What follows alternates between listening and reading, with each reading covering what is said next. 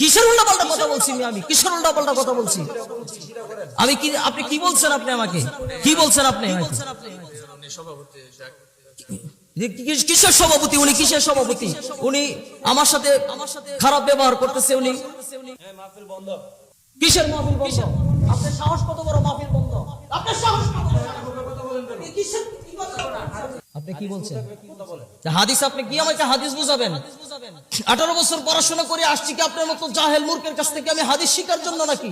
প্রত্যেকটা মাহফিলে, ওয়াজ মাহফিলে এরকম ভাবে কিছু নেতা নামের পাতি নেতা এসে আমাদেরকে বাধা দেয়, আলেমদেরকে ভুল ধরে। তারা সাহস কত বড়?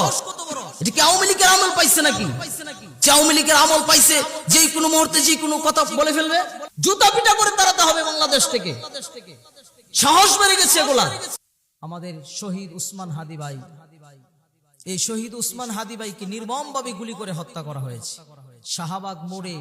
এখনো পর্যন্ত শাহবাগ মোড়ে তারা আন্দোলন করতেছে বিচারের জন্য, অথচ প্রশাসনের কোনো আওয়াজ নেই, সরকারের কোনো আওয়াজ নেই, সরকারের কোনো আওয়াজ নেই, প্রশাসনের কোনো আওয়াজ নেই। কারণটা কি?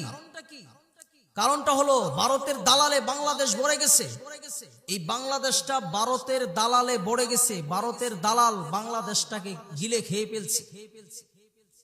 তারা চাচ্ছে যে বাংলাদেশটাকে নিয়ে নিবে, কিন্তু আমরাও বলে দিতে চাই বাংলাদেশটাকে নেওয়া এত সহজ নাই।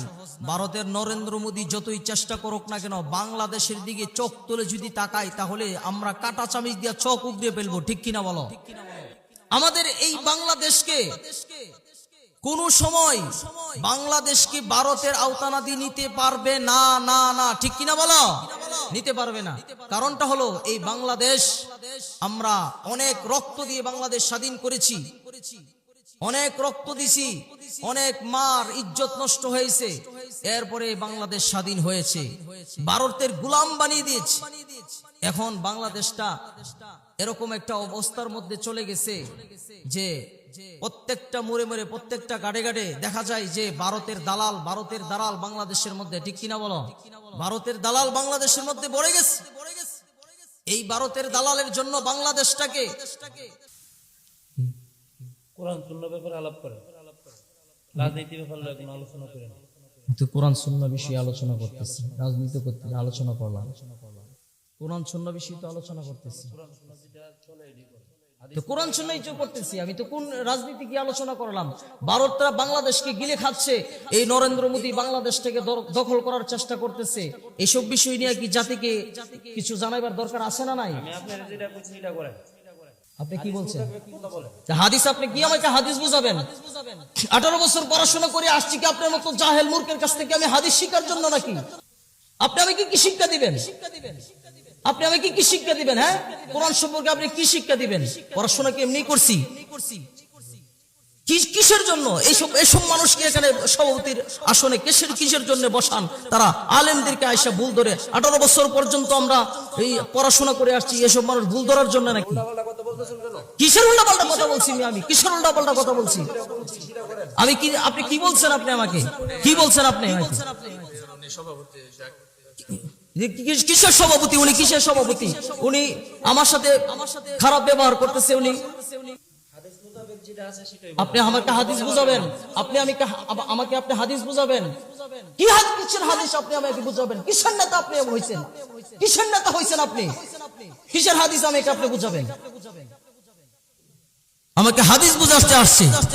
18 বছর লেখাপড়া করছি, অজ্ঞ মূর্খের দরের কাছ থেকে আমাদের শিক্ষা করার জন্য নাকি আমরা প্রত্যেকটা মাহফিলে, ওয়াজ মাহফিলে এরকম ভাবে কিছু নেতা নামের পাতি নেতা এসে আমাদেরকে বাধা দেয়, আলেমদেরকে ভুল ধরে। তারা সাহস কত বড়? এটা কি আওয়ামী লীগের আমল পাইছে নাকি? যে আওয়ামী লীগের আমল পাইছে, যে কোনো মুহূর্তে যে কোনো কথা বলে ফেলবে। মাহফিল বন্ধ? কিসের মাহফিল বন্ধ? আপনার সাহস কত বড়? মাহফিল বন্ধ? আপনার সাহস কত বড়? কি আলামত শুরু হয়েছে এই ওয়াজ মাহফিল গুলার মধ্যে আসলে?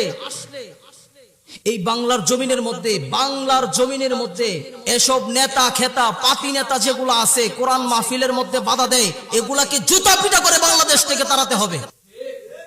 জুতা পিটা করে তাড়াতে হবে বাংলাদেশ থেকে। সাহস বেড়ে গেছে এগুলা। হাদিসের আলোচনা করে আবারও বলতেছে, দেশের বিরুদ্ধে কথা বলছি, হাদিসের বিরুদ্ধে, হাদিসের আলোচনা করছি না এখানে। দেশের বিরুদ্ধে কি বললাম আমি? দেশের বিরুদ্ধে কি বলছি? কি বলছি দেশের বিরুদ্ধে? আপনি বলেন আমাকে। ভারতকে নিয়ে আমরা আলোচনা প্রয়োজন নেই, আপনি হাদিস আপনি কি ভারতের দালাল? আপনি কি ভারতের দালাল?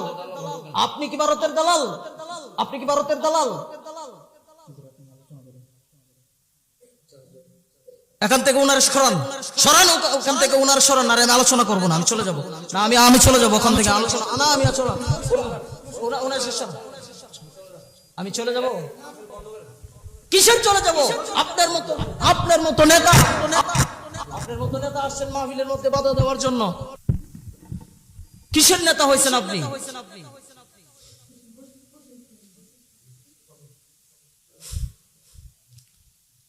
এসব নেতাকে মাহফিলে আর কোন সময় দাওয়াত দিবেন না। এই নেতাগুলো আসে মসজিদ মাদ্রাসার এই দ্বীনি প্রতিষ্ঠানগুলো নষ্ট করার জন্য আসে, আলেমদেরকে ভুল ধরার জন্য। তারা কি জানে? কি জানে তারা কি জানে?